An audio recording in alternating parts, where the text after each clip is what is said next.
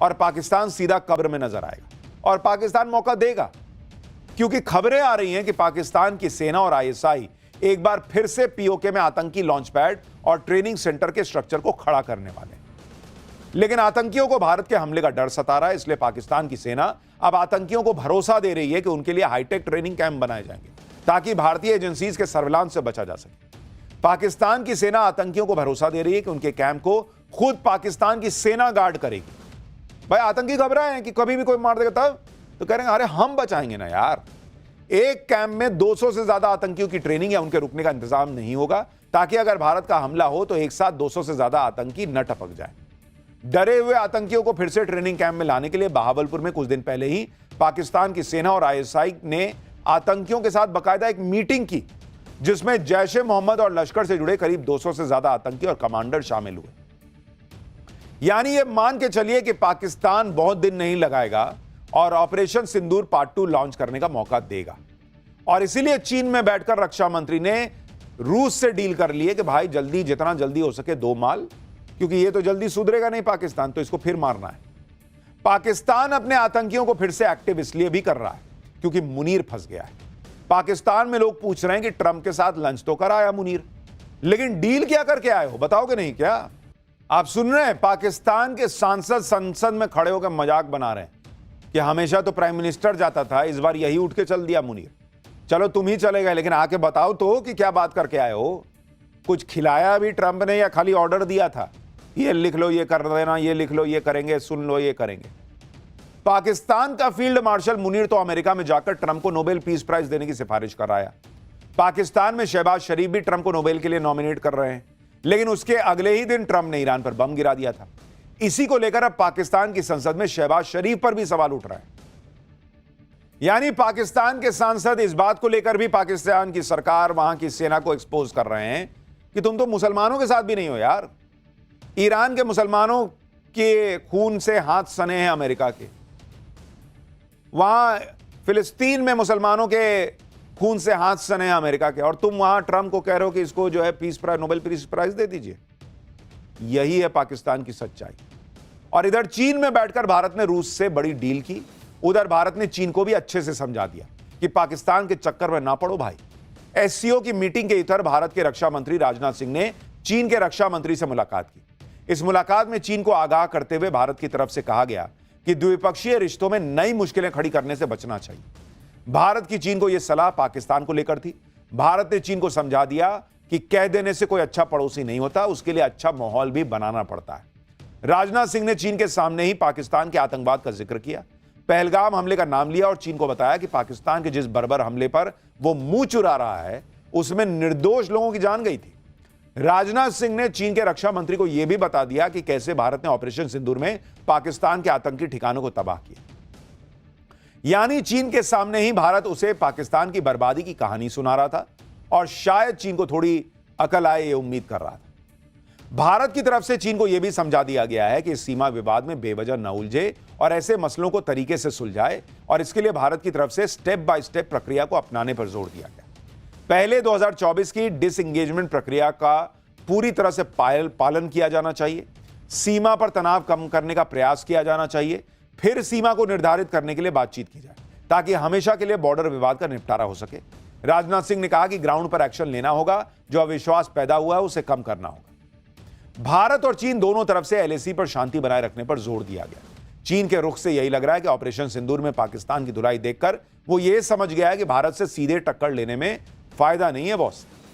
मोदी ने चीन को टाइट तो किया ही, फिर ट्रंप का भी नंबर आया, जो भारत पाकिस्तान के मामले में बड़े उछल रहे थे। लेकिन पहली बात तो नरेंद्र मोदी ने ट्रंप के मुंह पर ही कह दी थी कि अपने काम से काम रखो, फोन पे बोला था। दूसरी बात यह है कि ट्रंप जिस तरह से अमेरिका का कबाड़ा करते जा रहे हैं, उसमें उन्हें खुद को बचाने के लिए मोदी का ही सहारा लेना होगा। आप देखिए कि ट्रंप की नीतियों से अमेरिका का क्या हाल हो गया है। अमेरिका की जीडीपी में इस साल जनवरी से मार्च तिमाही में 0.5% की गिरावट दर्ज हो गई है, जो 2022 के बाद सबसे बड़ी गिरावट है।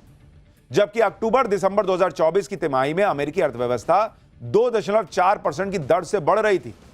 भाई ट्रंप के आने के बाद गिर गई अर्थव्यवस्था अमेरिका में।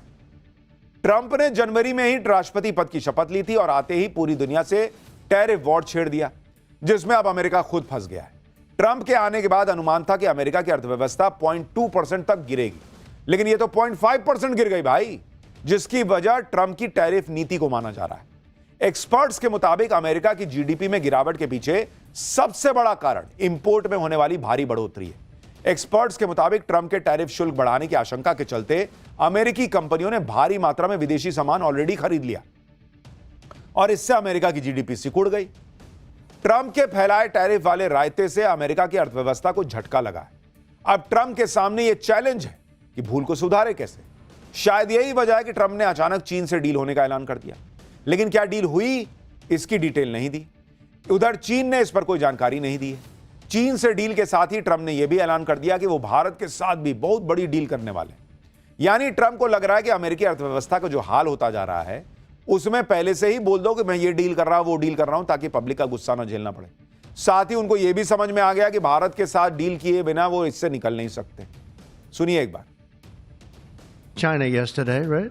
Just signed with China. We have everybody. We're not going to make deals with everybody. Some we're just going to send them a letter, say thank you very much. You're going to pay 25, 35, 45%. That's the easy way to do it. And my people don't want to do it that way. They want to do some of it, but they want to make more deals than I would do.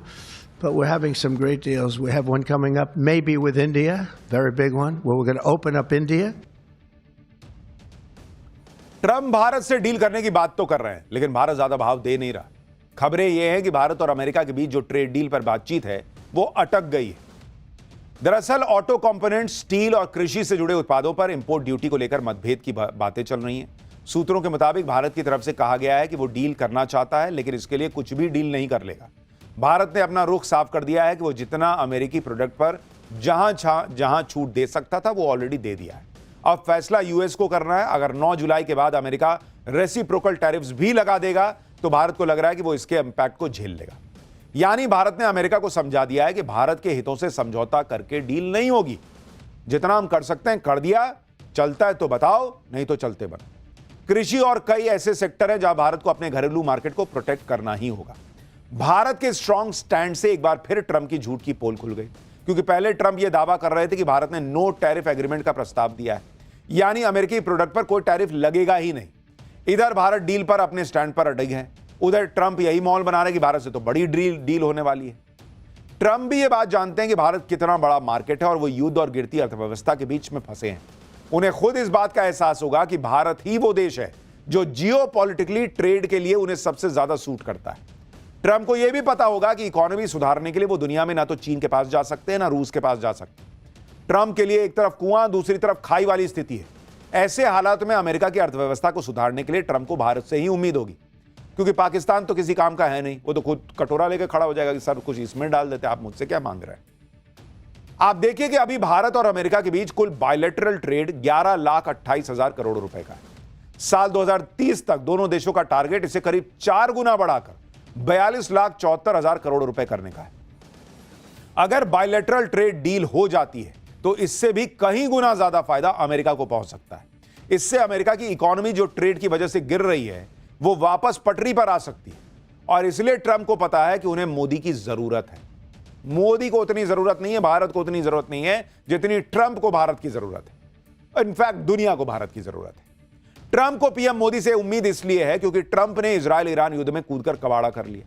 Iran पर पहले बम गिराए, अब पैसे देने पड़ रहे हैं। उधर इजराइल का जो नुकसान हुआ उसे अमेरिका का ही नुकसान समझो, क्योंकि उसे अमेरिका ही पूरा सपोर्ट करता है। अब कहा जा रहा है, आप देखिए जो खबरें आ रही हैं उसके मुताबिक कहा जा रहा है कि ईरान को पैसा देगा अमेरिका। ईरान को पैसा देगा कौन? अमेरिका। भाई पहले फोड़ रहे थे, अब तुम कह रहे हो हम पैसा देंगे। क्या ये हिसाब है? और कितना पैसा देगा? 2,57,000 करोड़ रुपए। सोचिए बॉस, इतना